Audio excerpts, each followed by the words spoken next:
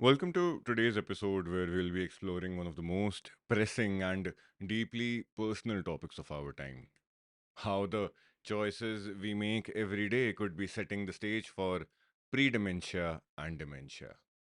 As we navigate this conversation, I want you to consider not just the science, but also the human stories behind the data.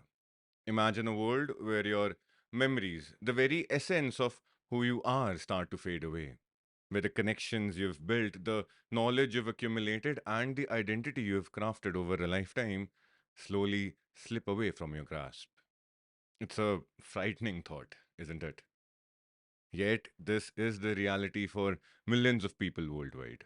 And it is becoming increasingly clear that our lifestyle decisions play a pivotal role in determining whether we become a part of that particular statistic. My name is Dr. Akash Sehgal, and welcome to the Dr. Washbrains podcast, where we strive to make health a dinner table conversation. Over the past few years, groundbreaking research has shed light on the complex interplay between our daily habits and the risk of developing cognitive decline. Studies show that what we eat, how much we move, the quality of our sleep, and even our social interactions can either protect our brains or leave them vulnerable to the ravages of time.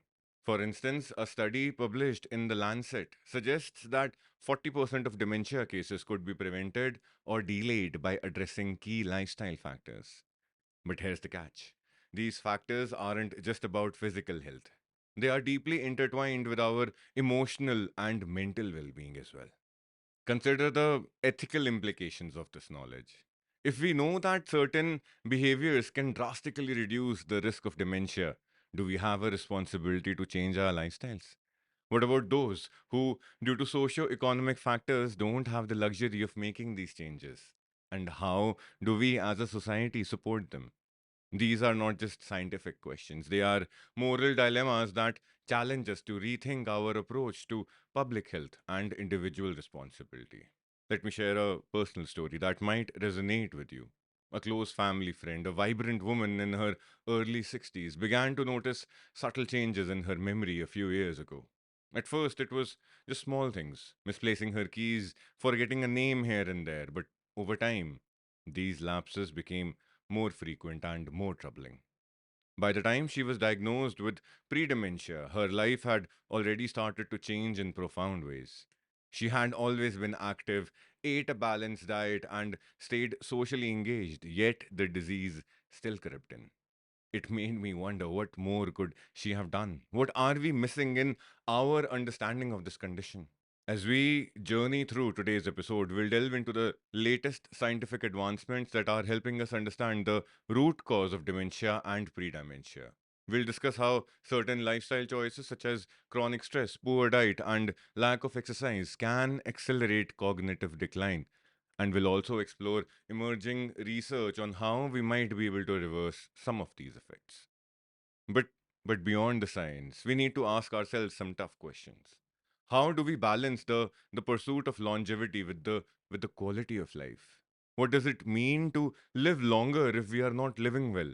And how can we as individuals and as a society create environments that support cognitive health throughout the lifespan? By the end of this episode, I hope you'll walk away with not only a deeper understanding of the connection between lifestyle and cognitive health, but also a renewed sense of urgency about the choices you make every single day. Because the truth is, the decisions we make today will shape our tomorrows and the tomorrows of those whom we love. Let's dive in.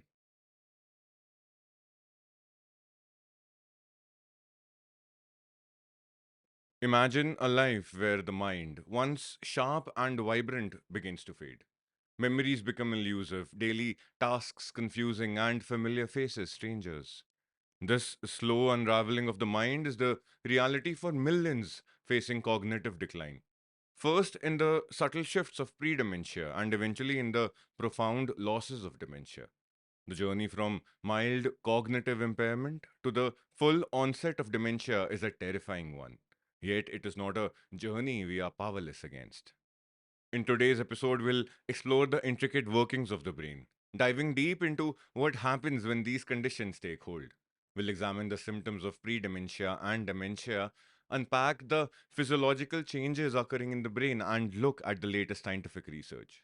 We'll discuss the diseases that fall under these categories, the best methods for early diagnosis, and current treatment protocols.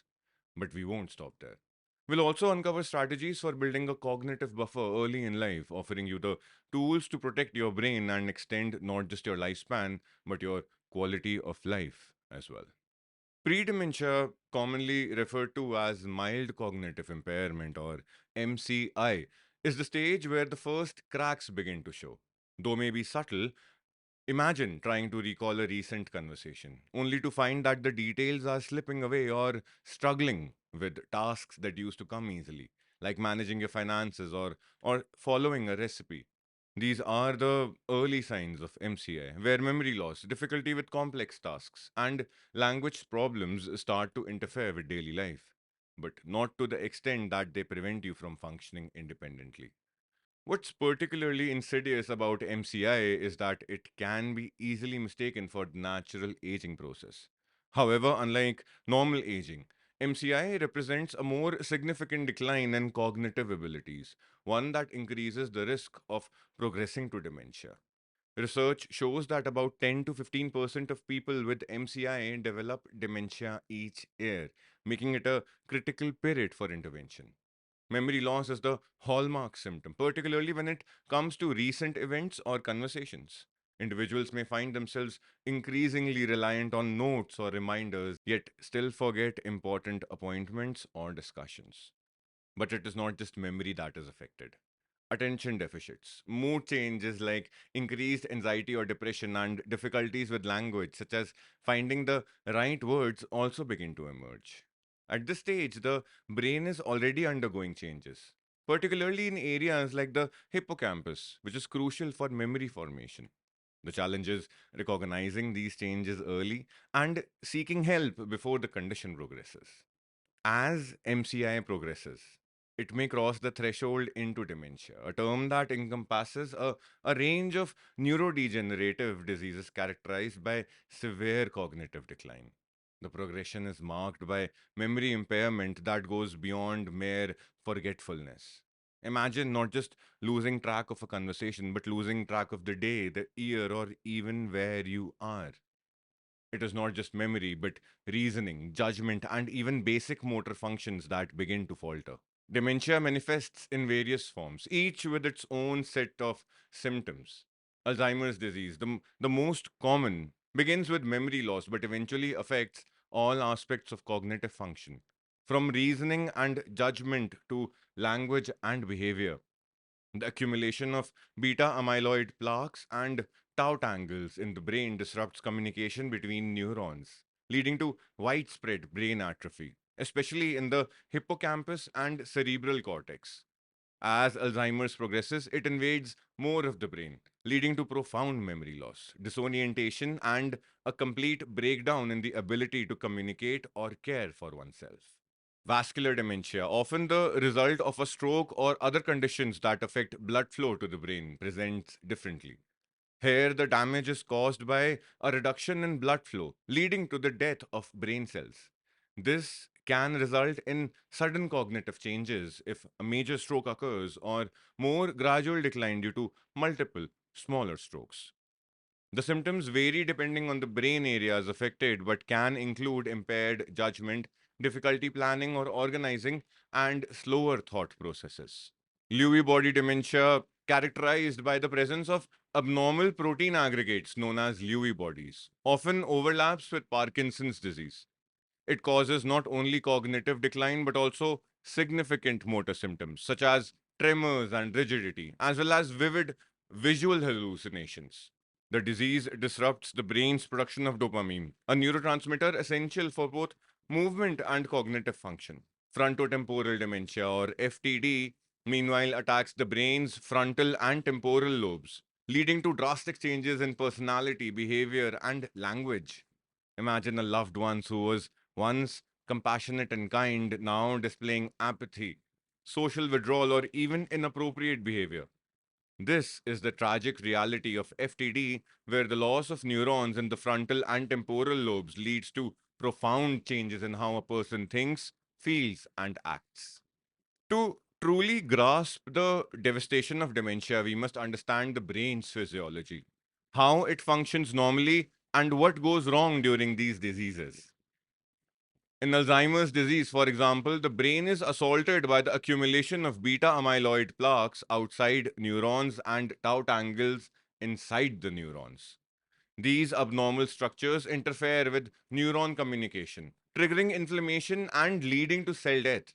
The hippocampus, essential for memory formation, is one of the first areas affected, which explains why memory loss is often the earliest symptom. As the disease progresses, it spreads to other parts of the brain, including the cerebral cortex, which controls reasoning, language, and social behavior, leading to a broader decline in cognitive functions. Vascular dementia, on the other hand, stems from issues with blood flow to the brain.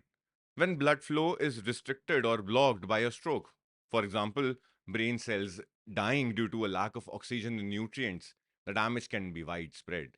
Depending on the size and location of the stroke, or cumulative, as in the case of multiple smaller strokes that slowly erode cognitive abilities over time. The result is a stepwise decline in cognitive function, with periods of stability interrupted by sudden drops in abilities following each vascular event. For example, each singular smaller stroke can take away your reasoning first, then your language, then your social behavior, and others follow suit. In Lewy body dementia, the brain's substantia nigra and other regions are overwhelmed by Lewy bodies, abnormal clumps of protein that disrupt the production of dopamine. Dopamine is crucial not just for motor function but also for regulating mood, attention, and cognitive processes. The presence of Lewy bodies leads to the hallmark symptom of fluctuating cognition, visual hallucinations, and motor problems, making it a particularly challenging form of dementia to manage. Frontotemporal dementia, or FTD, is marked by the loss of neurons in the brain's frontal and temporal lobes, areas responsible for personality, behavior, and language. The degeneration in these regions leads to significant changes in a person's character and social conduct, often long before memory issues become apparent. This makes FTD particularly devastating, as it can turn a once thoughtful and socially adept individual into someone who seems cold, detached, or even socially inappropriate. These pathophysiological changes are complex. And while much progress has been made in understanding them, there are still many gaps in our knowledge. Current research is focused on not just understanding the mechanisms behind these diseases, but also on finding ways to intervene, either to slow down the progression of these diseases or ideally to prevent them altogether. Early diagnosis is crucial in the fight against dementia. But how do we diagnose these complex and multifaceted diseases? Diagnosis typically begins with cognitive testing, using tools like Mini Mental State Examination, or MMSE, or the Montreal Cognitive Assessment, or MOCA. These tests assess memory, attention, language, and other cognitive abilities, providing a snapshot of your cognitive health. But cognitive testing is just the beginning. Neuroimaging techniques like MRI or CT scans allow doctors to look inside the brain, identifying structural changes such as atrophy in the hippocampus or the presence of white matter lesions, which can indicate vascular dementia. These images provide crucial clues that help differentiate between the various types of dementia. Blood tests are often conducted to rule out other causes of cognitive decline, such as vitamin deficiencies, thyroid problems, or infections that can mimic dementia symptoms. In some cases, particularly when there is a family history of early onset dementia, genetic testing can be used to identify specific mutations associated with Alzheimer's or other forms of dementia. Once a diagnosis is made, treatment focuses on managing symptoms and slowing the progression of the disease. While there is no cure for dementia, several medications can help. Cholinesterase inhibitors, for example, increase levels of acetylcholine, a neurotransmitter important for memory and learning. These drugs, like donepezil or rivastigmine, are often used in the early to moderate stages of Alzheimer's disease. Memantine, an NMDA receptor antagonist, helps regulate glutamate, another neurotransmitter involved in learning and memory, and is typically used in moderate to severe cases of Alzheimer's. In addition to these cognitive enhancers, antidepressants and antipsychotics are sometimes prescribed to manage the behavioral symptoms of dementia, such as depression, anxiety, and agitation. But medication is only one part of the equation. Cognitive rehabilitation, which involves exercises and activities designed to improve specific cognitive functions, can be incredibly beneficial. This might include memory exercises, problem solving tasks, or even using technology to help manage daily activities. The goal is to help individuals maintain their cognitive abilities for as long as possible. Lifestyle interventions are also critical. A growing body of research suggests that what is good for the heart is good for the brain. Regular physical activity, a healthy diet, and social engagement can help slow cognitive decline and improve overall well being. However, it is important to recognize the limitations of current treatments. While they can help manage symptoms and improve quality of life, they cannot stop the progression of the disease. This is where the future of dementia research holds promise. The future of dementia research is bright, with many promising avenues being explored. One of the most exciting areas is the development of disease modifying therapies. These are treatments that aim to target the underlying mechanisms of dementia rather than just managing symptoms. In Alzheimer's disease, for example, researchers are exploring therapies that target beta amyloid and tau proteins. Immunotherapy, which involves using antibodies to clear these proteins from the brain, is one promising approach. While early trials have shown mixed results, there is hope that with further refinement, these therapies could one day halt or even reverse the progression of Alzheimer's. Gene therapy is another exciting frontier. By targeting specific genetic mutations associated with dementia, it may be possible to correct the underlying cause of the disease. While still in the early stages of development, gene therapy holds the potential to revolutionize the treatment of inherited forms of dementia, such as early onset Alzheimer's. In addition to these cutting edge therapies, there is also a growing focus on prevention. Researchers are studying the impact of, in addition to these cutting edge therapies, there is also a growing focus on prevention. Researchers are studying the impact of lifestyle factors such as diet, exercise, and mental stimulation on dementia risk, with the goal of developing public health strategies that can reduce the incidence of dementia in the population.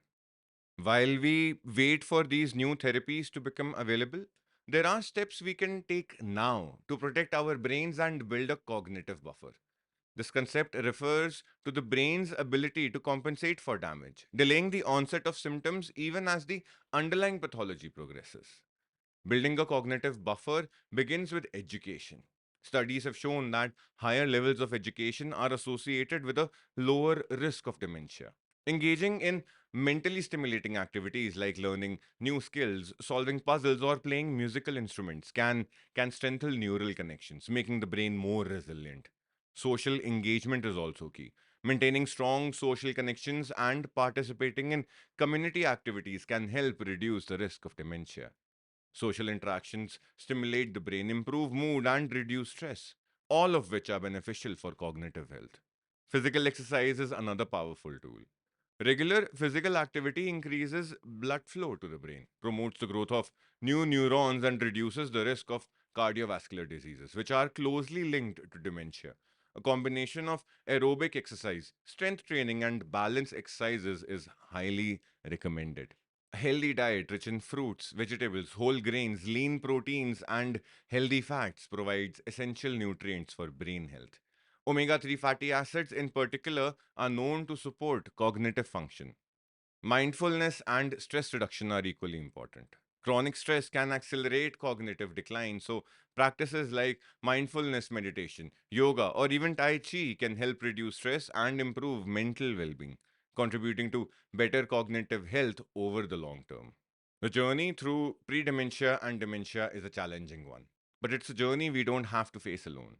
By understanding the early signs, seeking timely diagnosis, and embracing the latest treatment strategies, we can manage these conditions and improve quality of life for ourselves and our loved ones.